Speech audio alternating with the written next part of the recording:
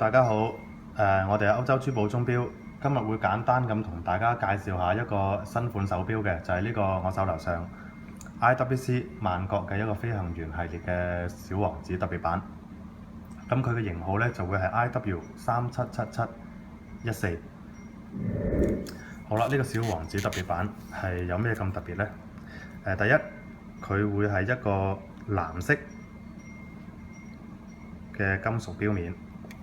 第二樣就係佢係有一個咖啡色、深咖啡色嘅一個小牛皮皮帶，而最特別嘅地方呢，就係佢嘅機殼底部係會刻有一個小王子嘅公仔嘅。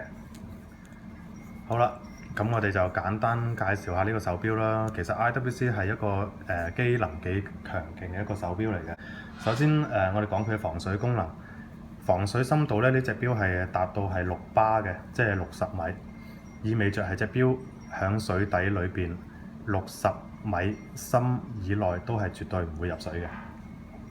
第二樣啦，就係因為佢係專門係設計俾飛行員使用嘅手錶啦。咁飛行員經常喺高空工作，咁去空曠嘅地方係好猛嘅太陽嘅。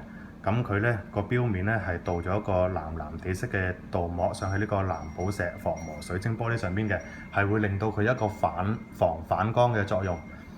第二樣好強勁嘅功能就係佢個機芯呢係創造一個軟鐵嘅機殼，係有咩功能呢？係令到佢係有一個防磁嘅功能嘅，唔會受到磁場嘅影響，去影響個錶嘅時準嘅。好啦，咁你見到呢個錶面係即係頗為複雜嘅。佢係會有日曆槍啦、星期槍啦，有紅色嘅小秒針啦、時針、分針係睇時間嘅。另外佢係有一個計時功能嘅，呢兩個係一個計時嘅按鈕。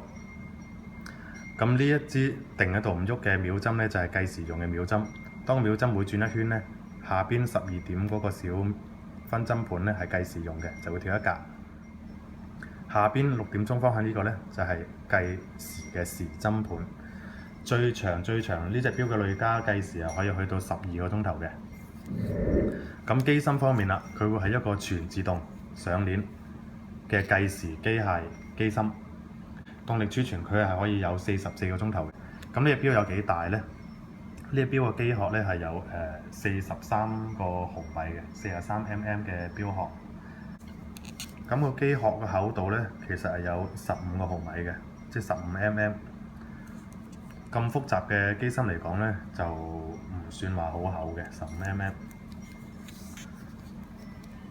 好啦，今日對呢個手錶嘅介紹呢，就差唔多啦，多謝。